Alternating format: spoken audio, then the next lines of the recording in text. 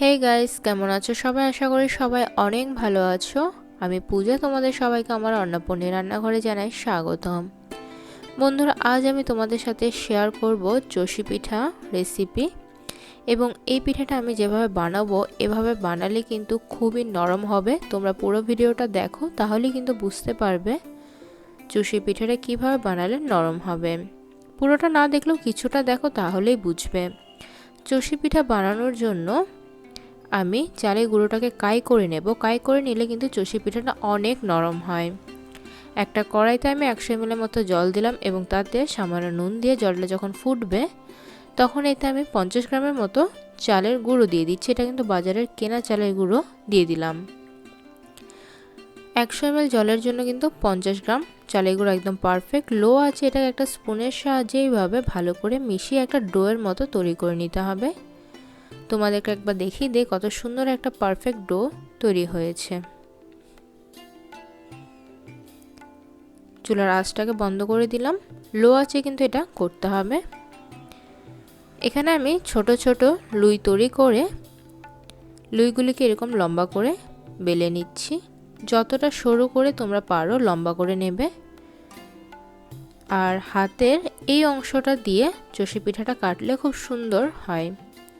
চষি পিঠা কাটার নিয়ম, হাতে রেখে যদি এভাবে কাটতে যাই তাহলে কিন্তু পিঠার শেপটা সুন্দর আসবে না।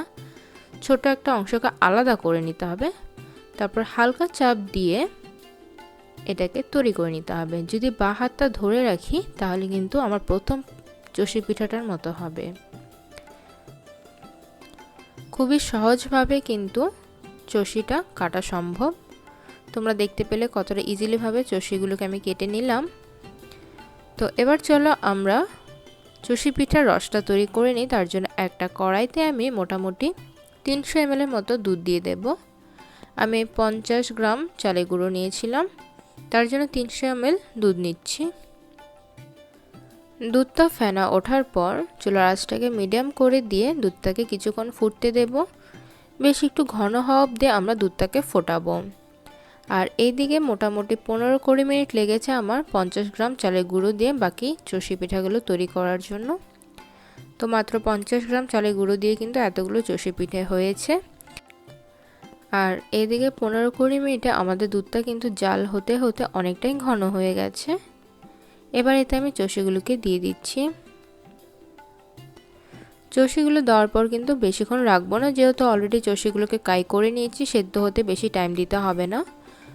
মিডিয়াম আছে 1-2 মিনিট সেদ্ধ হওয়ার পর এতে আমি দিয়ে দিচ্ছি চিনি। তোমরা যতটা মিষ্টি খেতে পছন্দ করবে ঠিক ততটাই চিনি দিও। চিনিটা দেওয়ার পর একটু নাড়াতে হবে আর চিনিটাকে মেল্ট হওয়া পর্যন্ত অপেক্ষা করতে হবে লো আছে, নাহলে কিন্তু দুধটা অনেক ঘন হয়ে যাবে। আর যেহেতু কাই করে নিয়েছি চুষিটাও ভেঙে যাবে। আর রসটা টেস্ট করার জন্য এখানে আমি সামান্য গুঁড়ো দুধ দিয়ে দিলাম। আর অবশেষে ঘি দিয়ে তৈরি করে নিচ্ছি আমাদের আজকের চষি পিঠে। একদম রেডি। আমি গ্যাসটাকে অফ করে দিচ্ছি এবং এটাকে সার্ভ করে দেব। দেখো কত সুন্দরভাবে তৈরি হয়েছে। তো আমি একটা ছোট বাটিতে চষি পিঠাটাকে সার্ভ করে দিচ্ছি। তো বন্ধুরা, আমার আজকের এই চষি পিঠা তোমাদের কেমন লাগলো কমেন্টে অবশ্যই জানাবে। এবং খুবই নরম হয় চষিটা, তোমরা অবশ্যই বাড়িতে একদিন ট্রাই করে দেখো। তাহলে আজকে এখানেই শেষ করছি, আবারও দেখা হবে, বাই।